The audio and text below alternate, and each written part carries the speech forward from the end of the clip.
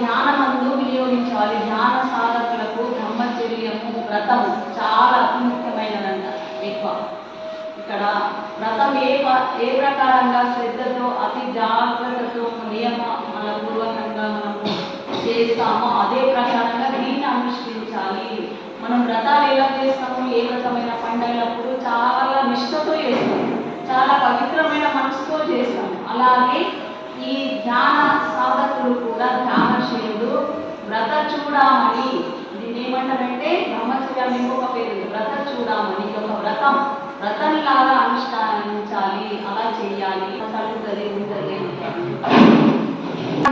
ధ్యాన సాధకుడు చక్కని నియమాలను పాటించి మనస్సును నిగ్రహించి ఆత్మ పరాయణుడై ఆత్మనే దర్శించుకుంటాడు. దీన్ని పాటించాలి అంటున్నాడు.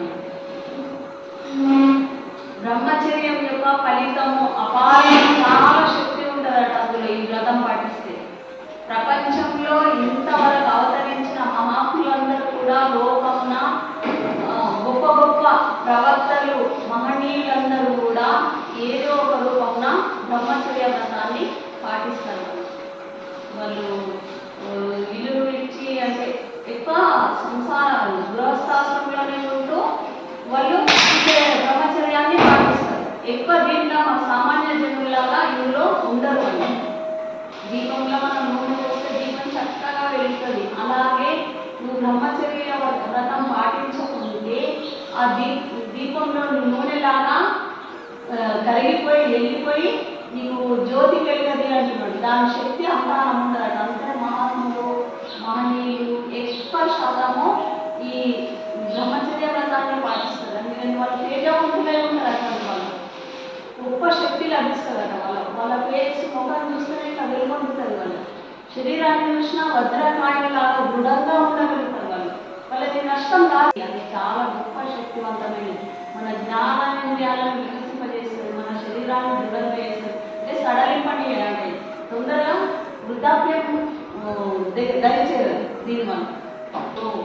కావున అది దేహంలో సారవంతమగు వస్తువు, దేహాన్ని చాలా మంచిగా ఉంచుతుందంట ఇది.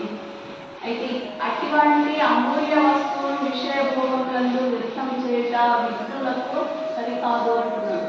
విఘ్నులైన వారు, జ్ఞానులైన వారు ఇటువంటివన్నీ వ్యక్తం చేసుకోకూడదు అని మన పూర్వీకుల నుండి మన నోములకు, వ్రతాలకు, దైవ పూజలకు, పండగలకు, పబ్బాలకు వీటిలకు మన ఒక వ్రతం పెట్టింది.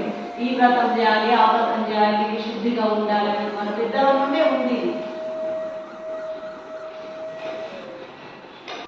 ఆత్మరూపుడై ఉండాలి అంటున్నాడు ఇక్కడ ధ్యానంలో. మరియు ధ్యాన సాధకుడు ఈ 5 నియమాల్లో బ్రహ్మచర్యం కూడా చక్కగా కాపాడుకోవాలి అంటున్నాడు. బ్రహ్మచర్యం వల్ల సాధకునకు శారీరకంగా మానసికంగా అపరిమితమైన శక్తి కలుగుతుంది.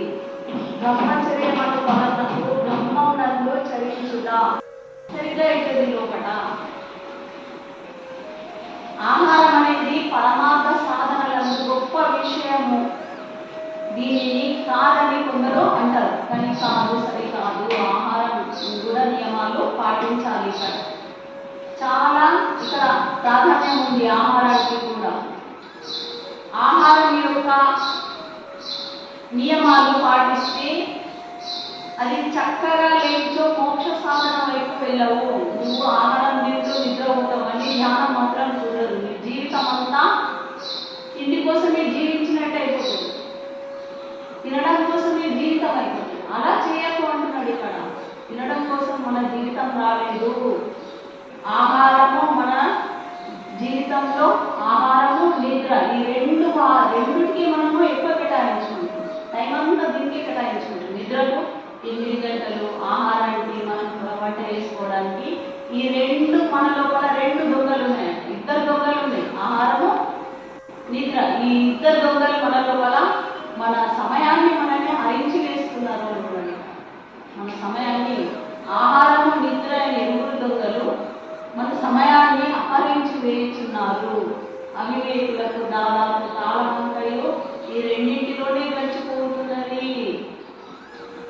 ఇవన్నీ వాళ్ళకు దీనితోటే రెండుతోటి నిద్ర ఆహారము పనులు రెండుతోటే గడిపేస్తున్నాడు మనిషి. ఇక్కడ చెప్తున్నాడు అమూల్యమగు ఈ మానవ జీవితంలో బంధ విముక్తికై ప్రయత్నింపవలసిన ఈ ఉత్తమ జీవితంలో ఈ ప్రకారంగా ఆహార నిద్రలందే వ్యర్థం చేయట సరికాదు. కానీ ఆహారం ఉండవలసిందే, మితంగా ఆహారము తినాలి కానీ మితంగా తినాలి. నిద్ర కూడా ఉండవలసిందే కానీ మితంగా నిద్రపోవాలి, ఎక్కువ టైం దానికి కేటాయించుకోవద్దు అంటున్నాడు.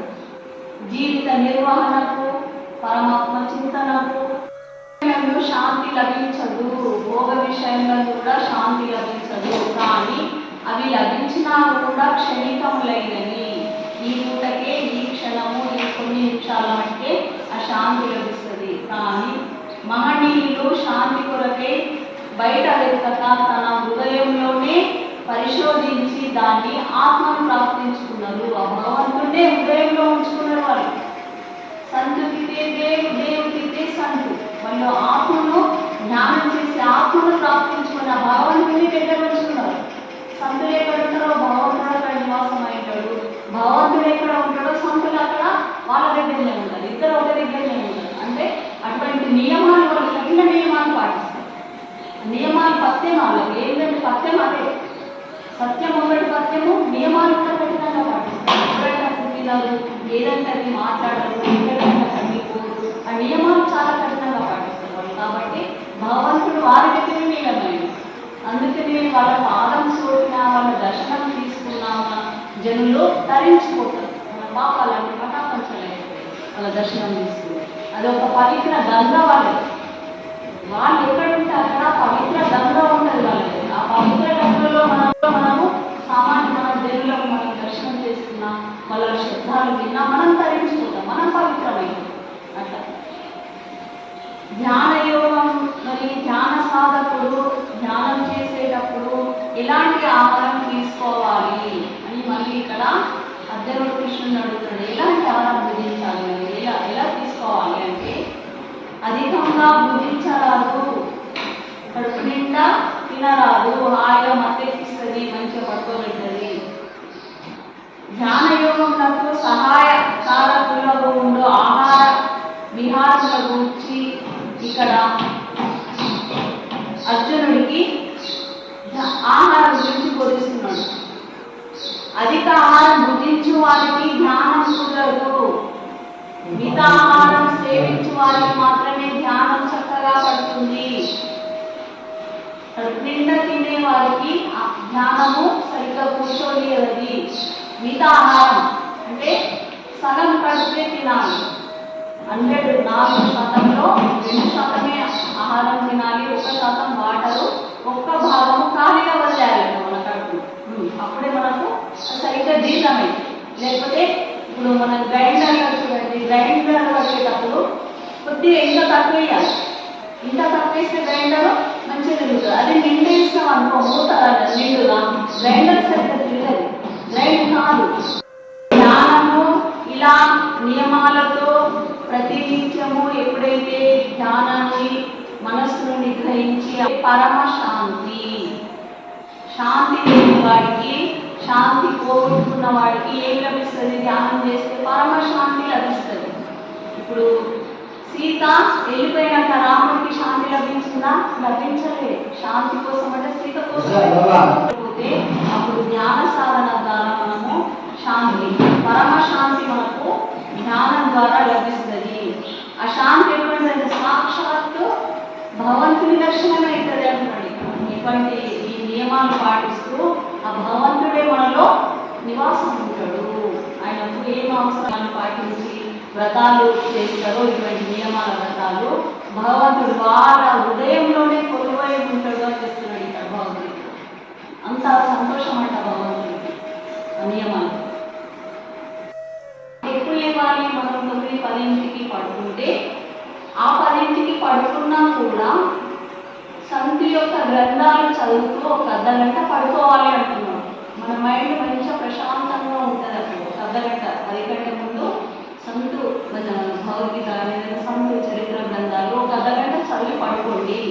అప్పుడు మళ్ళీ ఎప్పుడు లేమంటాడు బ్రహ్మ ముహూర్తంలో లేవమంటున్నాడు. నిద్ర మనం అనుసరించి మనకు విశ్రాంతి ప్రతిదినం అవసరమైనది. అది లేకుండా కూడా మితం తప్పి రెండు ప్రమాదకారులను. నిద్ర లేకుంటే తలనొప్పులు వేస్తాయి. అతి నిద్ర ఉంటే ధ్యానం పట్టాలి.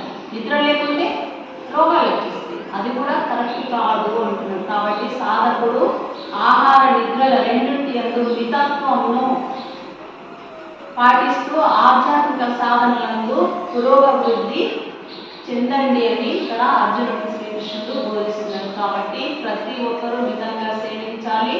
అధిక ఆహారం యొక్క నిద్ర కూడా వదిలేసి మిత నిద్రలను ఆశ్రయించవలసిందని కృష్ణుడు అర్జునుడికి ఇదే బోధిస్తున్నాడు. ప్రతి ఒక్కరికి ఇది మన మనుషులందరికీ పాటించేది అని ఇక్కడ మితాహారము నడతలందు కర్మలందు మితమైన ప్రవర్తన మితమైన నిద్ర జాగరణ కలవాడు మనుషులకు యోగం జనన మరణ సంసార దుఃఖముల నుండి పోగొట్టుతుంది.